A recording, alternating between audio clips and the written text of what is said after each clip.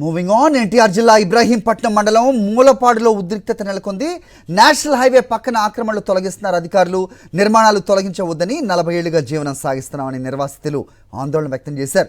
అభివృద్ధి పేరుతో తమ పొట్ట కొట్టవద్దంటూ బాధితులు వేడుకుంటున్నారు. Stadium, butterfly park service road కోసం భారీ బందోబస్తు మధ్య ఈ ఆక్రమణలు తొలగిస్తున్నారు.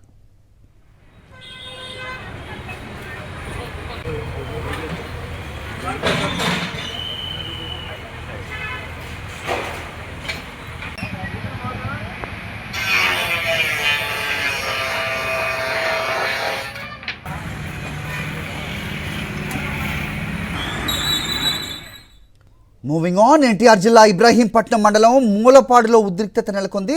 నేషనల్ హైవే పక్కన ఆక్రమణలు తొలగిస్తున్నారు అధికారులు. నిర్మాణాలు తొలగించవద్దని 40 ఏళ్లుగా జీవనం సాగిస్తున్నామని నిర్వాసితులు ఆందోళన వ్యక్తం చేశారు.